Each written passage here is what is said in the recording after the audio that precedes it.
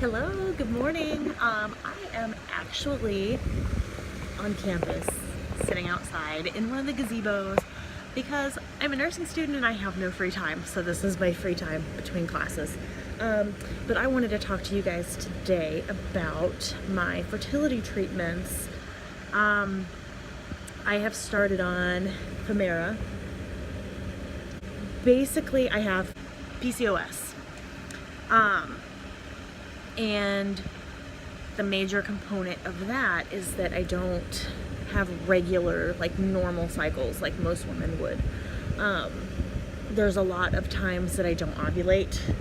Like I have not ovulated in quite a few months. So it kind of makes getting pregnant very hard because if you don't ovulate, you can't get pregnant. There's no egg to fertilize. So my cycles are irregular. So 1 month I could have a 10-day cycle, so I could have a period and then ovulate or not ovulate, and then shortly after I'm having another period. There's been months where I've had multiple periods in the same month, periods back to back, like I'll have a period for 3 to 5 days and then not for the next week, and then the next week I'm having a period, or I could go months without having one. So cycles are super irregular, not always ovulating, and even if I were ovulating, I basically like go through ovulation tests like they're nothing because I don't have a regular cycle. So when am I supposed to test? So my answer is just test every day or test almost every day and hope that I do catch that. Because like some people think, oh, well, you know, for a lot of people, yes, you can just have sex whenever and you know, you're healthy, you ovulate. Getting pregnant is not really a big deal. For somebody that has PCOS like me, it's all timing. There's really only a certain number of days out of the month that you can get pregnant. And for me, sometimes those months, there's no days. So it's very frustrating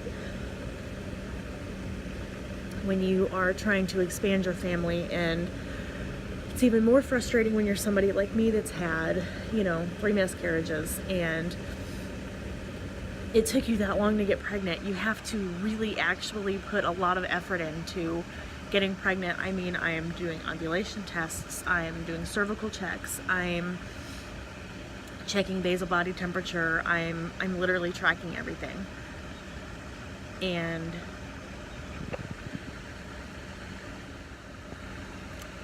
then you finally do get that positive and you get so excited and you allow yourself to feel like, okay, this happens, and then you deliver a stillborn, or you have a pregnancy test one day and you start hemorrhaging the next, and you know, find out you've miscarried early on, or like with Dakota, you know, you kind of move into that part where it's like, okay, I don't have to be scared anymore. I don't have to worry. And then you find there's no heartbeat. It's very frustrating, and I'm very excited to have this opportunity to take this medicine, which will, you know, hopefully kickstart ovulation. And at least give me a chance to where, you know, every month, like every other normal woman in this world, I ovulate once a month. That would be fantastic.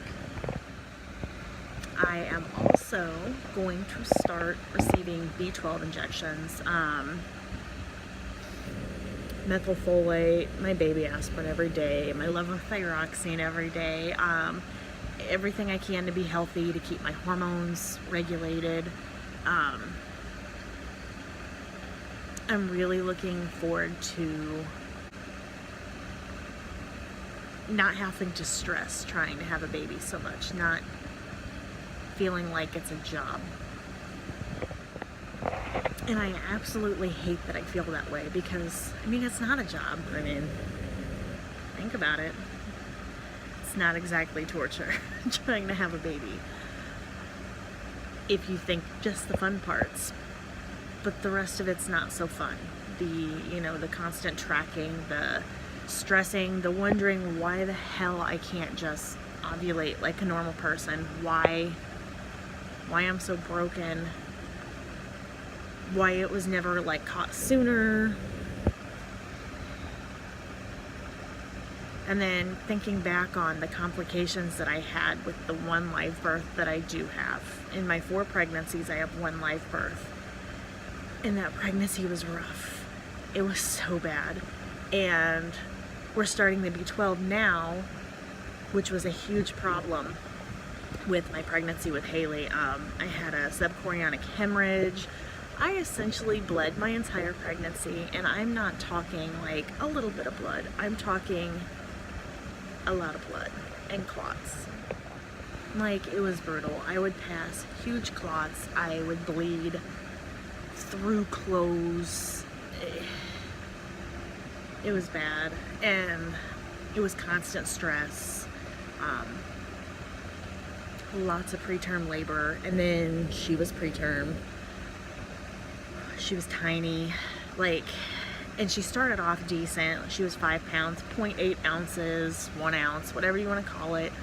And she dropped a lot, a lot. She was 4 pounds when we left the hospital. We were thankful to where she was jaundiced. I mean, it's fairly common, but we were thankful enough to get to go home and do phototherapy at home with her.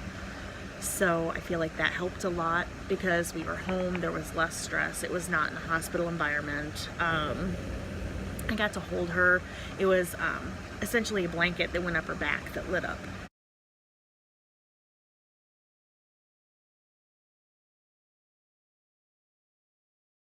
So I got to hold her, and then she would be on my chest, on her tummy, curled up, comfortable, and then I would have the Billy blanket on her, and we could cuddle like that, and she could nurse while on, so I feel like she got better a lot faster because of that. She was not failure to thrive. She was not. She did take forever to grow, though. It took a really, really long time to grow, and she's still small, but she's met all of her growth, milestones. She's on the growth chart, even if she's only in the 1st percentile. She's on there. She's a good size. She's not failure to thrive. She's not malnourished. She's just small. She's very smart. As far as meeting her age milestones, her developmental milestones, oh, she's there. She's potty trained, no problems with vision or hearing or anything like that. So, but it was a rough pregnancy. It was a very rough pregnancy.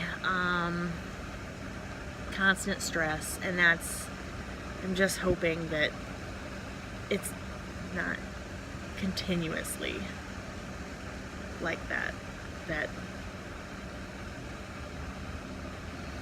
maybe things aren't so rough on me, or poor Neil, or the kids, or so I think my stepkids are pretty excited. My babies are pretty excited to have another, they say brother. I want a boy too, but I'll be very, very happy with a healthy baby.